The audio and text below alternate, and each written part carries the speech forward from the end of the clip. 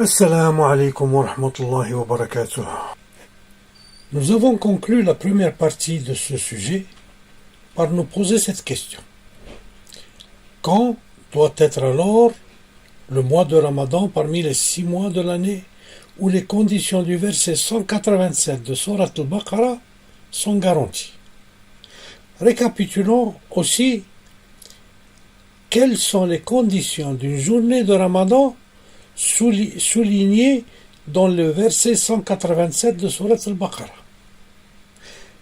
Premièrement, le verset dit que la journée de jeûne doit avoir un jour de lumière, c'est-à-dire Nahar, une nuit, Layl, et une aube, Fajr. Deuxièmement, on a bien souligné dans la première partie de cette vidéo qu'il y a 6 mois dans le calendrier instauré par Allah le jour où il a créé les cieux et la terre, où les 3 conditions posées par le verset 187 de Surat al-Baqarah, soit l'existence d'un jour, d'une nuit et d'une aube dans une journée de jeûne, ne sont pas rassemblées. C'est-à-dire, il y a 6 mois où ces conditions de jeûne, c'est-à-dire l'existence d'un jour, d'une nuit et d'une aube dans la même journée, n'existent pas. Durant ces 6 mois, on a ou 3 mois de seulement nuit, ou 3 mois de seulement jour. Donc, notre mois de Ramadan ne peut pas se dérouler durant ces 6 mois, et sont à exclure de notre recherche du vrai mois de Ramadan. Coran chapitre 9, verset 36. Le nombre de mois auprès d'Allah est de 12 mois, dans la prescription d'Allah le jour où il créa les cieux et la terre. 4 d'entre eux, donc 4 d'entre ces 12 mois, sont sacrés. Telle est la religion droite durant ces mois. Ne faites pas de tort à vous-même. إن عدة الشهور عند الله 12 شهرا في كتاب الله يوم خلق السماوات والأرض منها 4 حرم ذلك الدين القيم فلا تظلموا فيهن أنفسكم. Ces 6 mois à exclure sont les suivants: juin, juillet et août, en été, au pôle Nord, et à la même période au pôle Sud où il fait hiver et il fait nuit. Nous avons 3 mois avec des journées sans nuit au Nord et 3 mois sans jour au Sud. Vous regardez dans le tableau que je vous ai mis. L'été, vous avez jour et jour. D'accord? Du mois de juin, juillet et août. C'est-à-dire la journée, elle est composée de jours tout court. Il n'y a pas de nuit.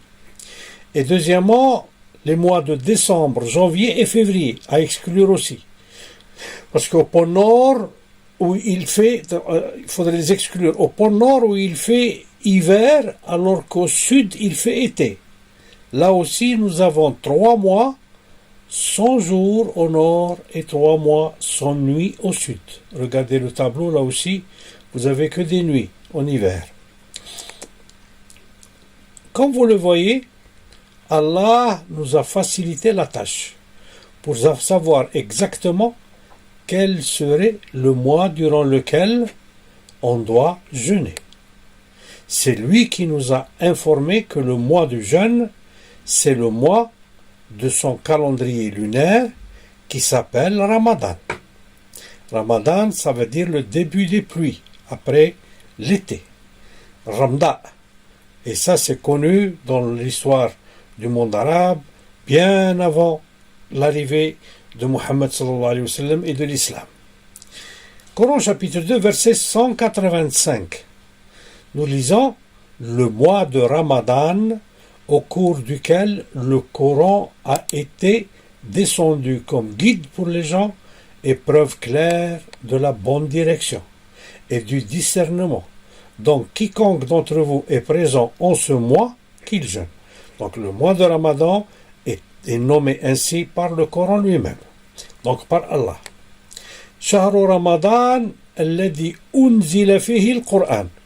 Donc, quand le Coran a été descendu et que personne ne connaissait ni l'ange Gabriel, ni le prophète Mohammed en tant que prophète, le Coran a été révélé durant ce mois du calendrier. Donc, c'est un calendrier qui existait bien avant la venue de l'islam. Donc, شهر رمضان الذي أنزل فيه القرآن هدى للناس وبينات من الهدى والفرقان فمن شهد منكم الشهر فليصم. Quand a lieu alors ce mois ou cette lunaison qu'on doit observer pour commencer notre jeûne? Et en quelle saison, parmi les 4 saisons, a-t-il lieu? Nous savons tous que la naissance du prophète Mohammed était durant le mois de Rabi' al-Awwal, qui est un mois de printemps, par son nom. Alors, après combien de mois de celui-ci vient le mois de Ramadan, dans le calendrier musulman, qui existait au Hijaz bien avant la naissance du prophète Mohammed comme on l'a déjà souligné. On a Rabi' al-Thani, après Rabi' al-Awwal. Le mois où est né le prophète sallallahu alayhi wa sallam. On a Rabi' al-Thani, on a Jumad al-Awwal, on a Jumad al-Thani, on a Rajab, Sha'ban et finalement Ramadan. Le mois de Rabi' al-Awwal correspond au mois de mars-avril dans le calendrier grégorien. C'est le début du printemps qui commence le mois de mars et finit en juin quand commence l'été. Alors la première lunaison, c'est-à-dire le premier mois lunaire, entre le mois de mars et celui d'avril, est celle de Rabi' al-Awwal. La deuxième lunaison, entre le mois d'avril et le mois de mai, est celle de Rabi' al-Thani. La troisième lunaison, entre le mois de mai et celle de juin, est celle de Jumad al-Awwal. La quatrième lunaison entre le mois de juin et celui de juillet est celle de Jumad al-Thani. La cinquième lunaison entre le mois de juillet et celle d'août est celle de Rajab. La sixième lunaison entre le mois d'août et le mois de septembre est celle de Sha'ban. Et enfin, la septième lunaison entre le mois de septembre et le mois d'octobre est celle de Ramadan du calendrier ou celle du Ramadan du calendrier arabe. En comptant 6 mois après le mois de mars, nous avons avril, mai, juin, juillet, août et septembre. Le mois de Ramadan devrait être donc durant la lunaison qui est entre les mois de septembre à octobre. Si nous ajustons notre calendrier selon les 4 saisons comme les Arabes faisaient avant et durant la vie du prophète, ils avaient un calendrier lunisolaire qui récupérait les jours de différence entre le calendrier lunaire de 354 jours et le calendrier solaire de 365 jours. Ils ajoutaient 11 jours chaque année ou un mois après toutes les 3 années de façon à remettre les aiguilles des saisons à leur place. Le mois de Ramadan continue dans une oscillation entre le mois de septembre et le mois d'octobre, et puis, après 19 ans, et souligner ce chiffre 19, je vais vous l'expliquer plus tard, qui est très important et qui revient beaucoup dans le Coran, et qui fait partie du miracle numérique du Coran. Donc, le mois d'octobre, le mois de Ramadan continue dans une oscillation entre le mois de septembre et le mois d'octobre, et puis après 19 ans, il revient à sa position exacte durant tout le mois d'octobre, c'est-à-dire du 1er au 30 octobre. Le cycle de 19 ans s'appelle cycle métonique. Méton et Eucténon inventèrent un cycle qui veut que 19 années solaires sont exactement égales à 235 lunaisons, ou mois lunaires. Ce sont là les calculs qui étaient faits dans l'Antiquité pour compter les années. Et ce sont là aussi les calculs que Allah nous a enseigné de faire dans son Saint-Coran, dans la sourate des gens de la caverne. Ahlul Kahf.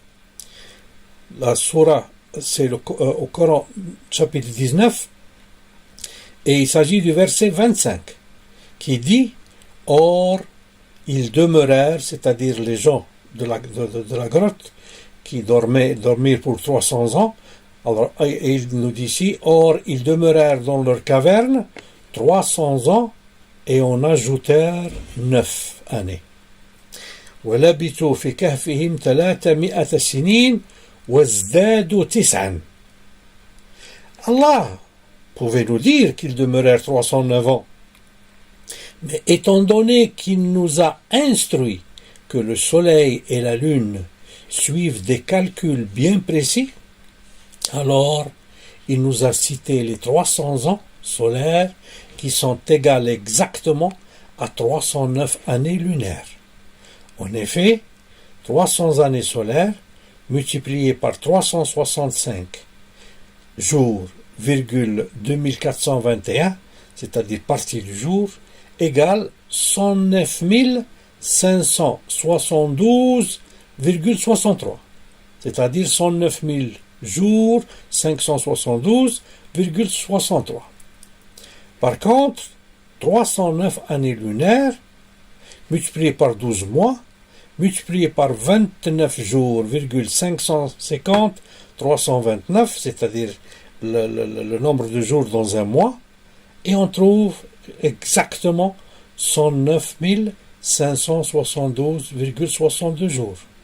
Ce qui rend le verset que je vous ai lu précédemment un verset qui fait partie de ce qu'on appelle le miracle scientifique du Coran. À l'époque du prophète, il y a 14 siècles, on savait déjà que 300 années solaires étaient égales à 309 années lunaires. Donc ce genre de calcul devait être utilisé par nous musulmans, qui possédons le Coran depuis 14 siècles, où Allah a incité à nous dire qu'il y a un calcul à faire entre le soleil et la lune pour connaître le nombre des années. Coran chapitre 55, verset 5.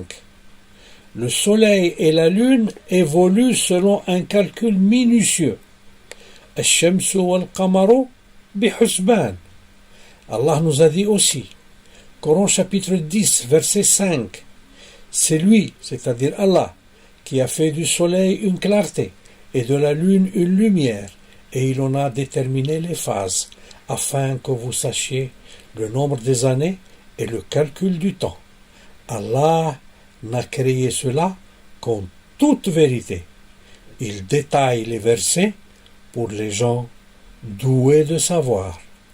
هو الذي جعل الشمس ضياء والقمر نورا وقدره منازل لتعلموا عدد السنين والحساب ما خلق الله ذلك إلا بالحق يفصل الآيات لقوم يعلمون. Avez-vous jamais entendu un imam vous parler des phases de la lune et vous montrer comment il fait le calcul? Moi, jamais. Je n'ai jamais entendu un imam parler des phases de la lune ou enseigner comment faire le calcul des années. N'est-ce pas obligatoire de les connaître pour savoir faire le calcul du temps? Oui, certainement. Mais nos chouyours de la perdition nous ont fait suivre un calendrier inventé après la mort du prophète par le calife Omar, sans tenir compte des calculs à faire et sans connaître les phases de la lune pour pouvoir faire ces calculs. Ils ont plutôt insisté sur les punitions inventées dans la tombe et ont laissé le plus important de côté. Avant le prophète Mohammed, sallallahu alayhi wa sallam, le grec Méton connaissait les phases de la lune et comment faire les calculs en suivant la lune dans son cycle. Et il a instauré cette égalité de 19 années solaires sont exactement égales à 235 lunaisons ou mois lunaires. Elle ne signifie pas grand-chose si nous ne connaissons pas la durée d'une année solaire ou d'une lunaison ou mois lunaire. Quelles étaient ces valeurs au temps de Méton, les valeurs de l'année solaire et de l'année lunaire? Nous n'en savons pas grand-chose, mais heureusement, nous savons que la durée du cycle lunaire de Méton était de 6940 jours. C'est-à-dire que les 19 années comptaient 6940 jours solaires. Si le cycle était exact, cela nous donnerait une année solaire d'une durée de 365,26 316 jours et une lunaison d'une durée de 29 jours, 5319. Nous savons qu'il n'en est rien, puisque l'année tropique dure 365,242-219. Et la lunaison ou le mois lunaire, 29 jours, 530-59 environ. Que signifie alors ce cycle et comment l'utiliser? Du strict point de vue astronomique, il signifie que tous les 19 ans, la Lune revient exactement au même endroit dans le ciel. Voulez-vous qu'on vérifie? C'est facile de faire cette vérification avec les logiciels modernes d'astronomie. Prenons un lieu d'observation au hasard, par exemple Athènes, vu que nous parlons d'un savant grec et son cycle métonique. Prenons une date au hasard, le 28 juin 433 avant Jésus-Christ par exemple, dans le calendrier julien, parce que lui il est de cette ère-là, de cette période-là. Par exemple à 23 heures, d'accord? Où est la lune dans le ciel pour ce lieu et à cette date? Regardez l'image que vous voyez maintenant dans l'écran. La lune est à côté de Régulus et elle est dans le signe du lion et elle est proche de Régulus, le 28 juin 433 avant Jésus-Christ. Où est la lune pour le même lieu? Pour le même lieu, c'est-à-dire à Athènes, d'accord, la même date, le 28 juin, et la même heure, d'accord, et la même heure, 23 heures, où elle se trouve 6940 jours plus tard, soit 19 ans plus tard, ou un cycle de Méton plus tard. Donc 6940 jours plus tard, elle est pratiquement au même endroit, c'est-à-dire à la même position. Pour dire exactement, il aurait fallu qu'elle se situe au centre de la croix rouge qu'on distingue, un peu au-dessus de sa position réelle. Cette différence de position matérielle, elle matérialise l'erreur du cycle, c'est-à-dire cette position, une petite différence de rien du tout, elle matérialise l'erreur du cycle. On peut utiliser ce cycle que Allah a instauré dans le cosmos pour deux fins. Parce que cela, Méton, il a simplement observé des phases de la Lune et il les a notées pendant 19 ans.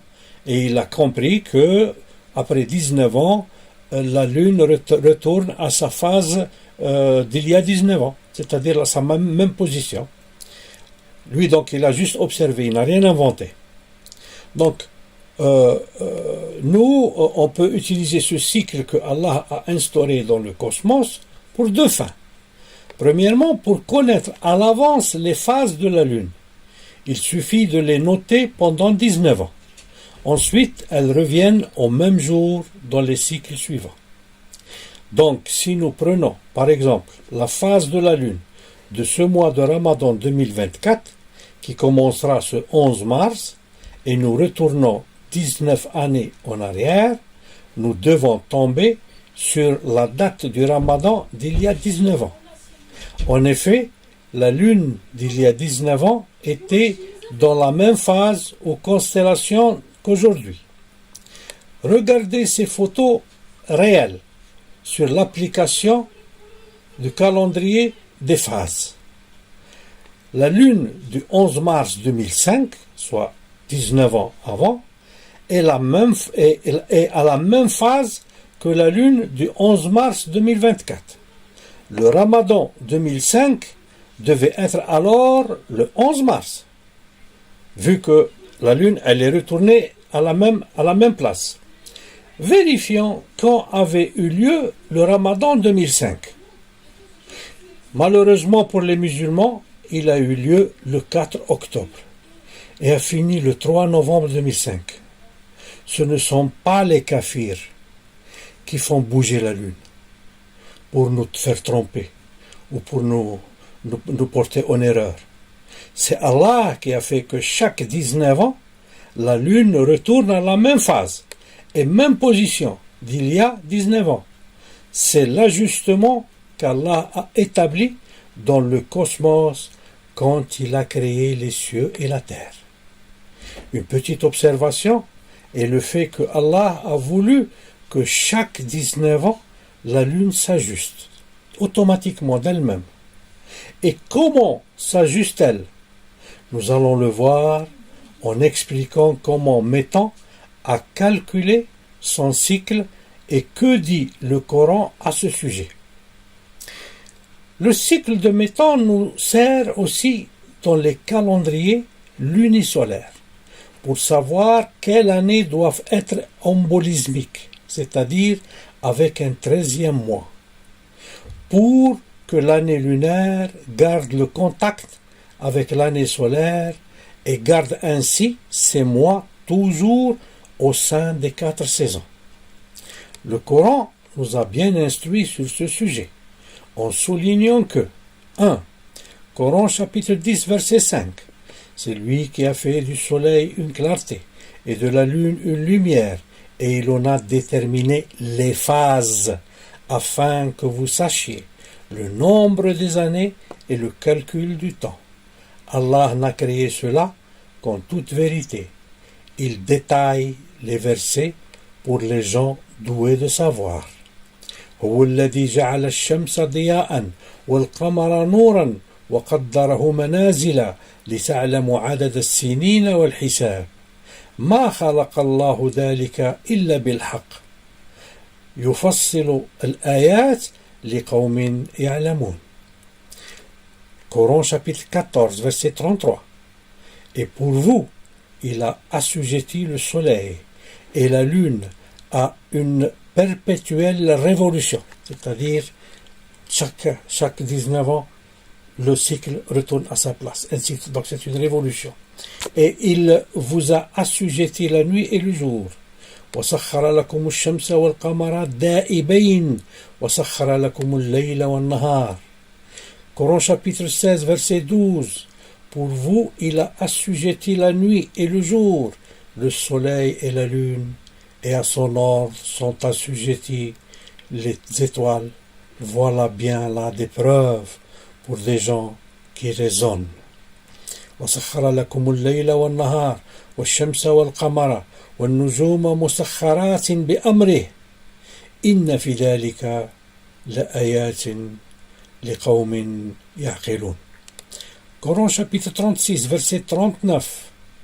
Et la lune, nous lui avons déterminé des phases jusqu'à ce qu'elle devienne comme la palme vieille.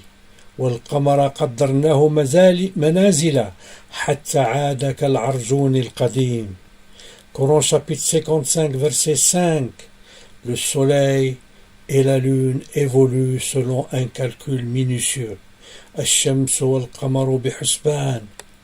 Comme nous avons bien constaté, Allah nous a bien instruit que pour connaître le nombre des années et le calcul du temps dans l'histoire, il y a des calculs bien précis à faire. Eh bien, Métan a établi des calculs après avoir observé qu'il y a un ajustement automatique de la Lune à chaque révolution des 19 ans, et pour rendre alors les calendriers dressés par les hommes pour matérialiser ce que Allah a établi dans les cieux. Et pour les rendre exacts, Métan a procédé à insérer des mois intercalaires dans son cycle, et durant les années du cycle 3, 5, 8, 11, 13, 16 et 19, c'est-à-dire la troisième année du cycle, la cinquième année du cycle, la huitième année du cycle, la 11e année du cycle, la 13e année du cycle, la 16e année du cycle et la 19e année du cycle. Après chacune de ces années, il a intercalé donc 7 mois après ces années-là. Donc il a intercalé un mois après chacune de ces années que j'ai citées, et donc il a intercalé 7 mois complémentaires dans un cycle de 19 ans pour que le total des jours de ce cycle fasse bien 6940 jours.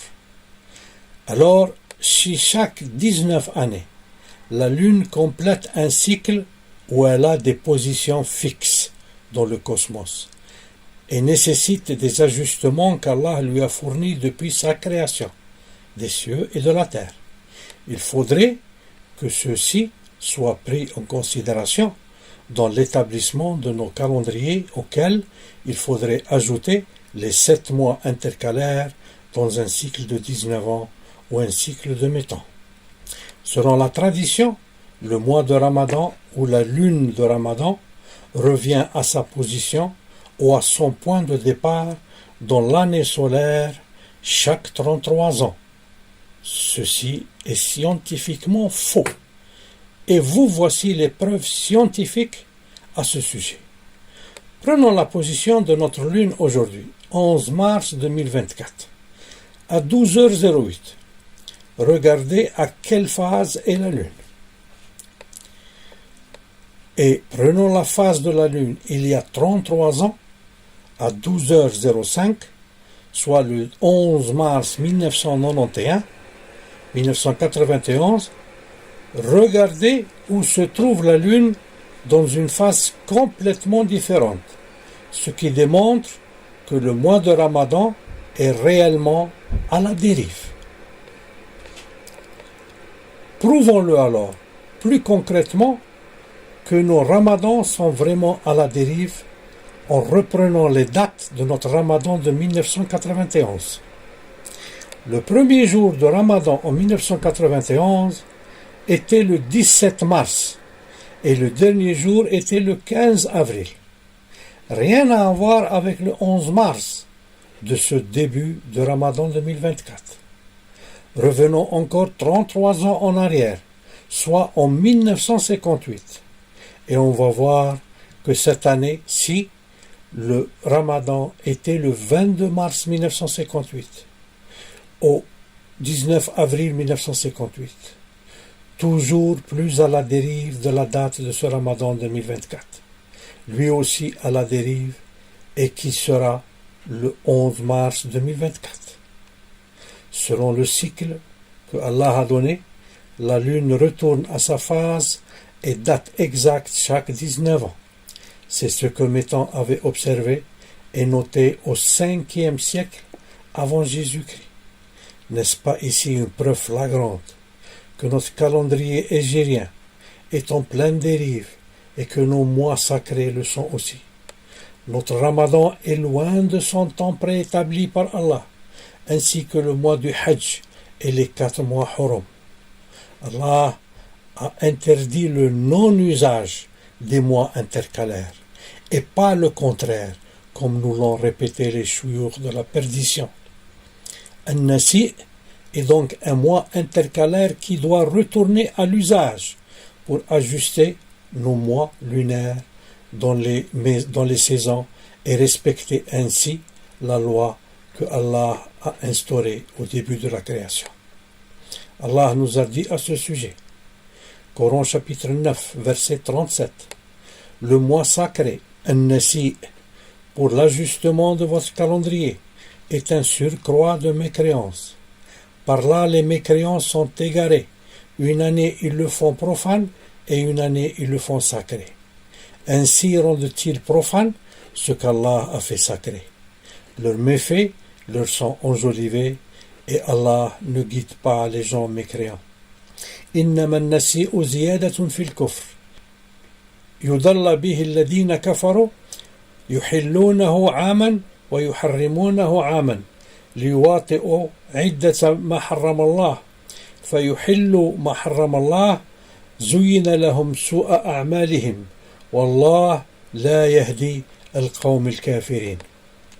Il est clair que ce verset accuse les mécréants pour le fait qu'ils ajustaient le calendrier d'une année en ajoutant le mois sacré ou an-nasi et une autre fois ils le rendaient profane alors qu'il est sacré. Il s'agit du mois intercalaire de nos ancêtres, même du temps du prophète, l'utiliser jusqu'à l'an 17 de l'Hégire, quand arbitrairement le calife Omar abrogea cet usage et instaura le calendrier de l'Hégire. Les Juifs utilisent jusqu'à nos jours dans les calendriers lunaires un mois intercalaire toutes les 3 années et l'appellent Adar Thani, Adar second. En conclusion, nous disons que les Arabes ont aboli l'usage du mois intercalaire et ont laissé les mois sacrés à la dérive du temps. Plus aucun Ramadan après l'an 17 de l'Hégire n'a eu lieu en son temps préétabli par Allah. Le mois de Ramadan n'est pas pour demain, mais il a déjà eu lieu le 15 septembre dernier, selon les calculs d'Allah et selon le cycle aujourd'hui scientifique de mes temps. Le début du mois de Ramadan vacille chaque année entre le début de septembre et le 30 septembre. Et pas plus. Il existe aujourd'hui des applications de facile usage qui nous font voir les phases de la Lune et la date exacte de chaque nouvelle lunaison. J'espère vous avoir bien détaillé les preuves qui nous obligent à devoir revoir tous les acquis de notre tradition et procéder à corriger ce qui doit être corrigé et sauver ainsi nos générations futures des erreurs que nos ancêtres ont commis et que nous avons suivies aveuglement depuis des siècles. وآخر دعوانا أن الحمد لله رب العالمين والسلام عليكم ورحمة الله وبركاته. Paix et bénédiction à vous tous.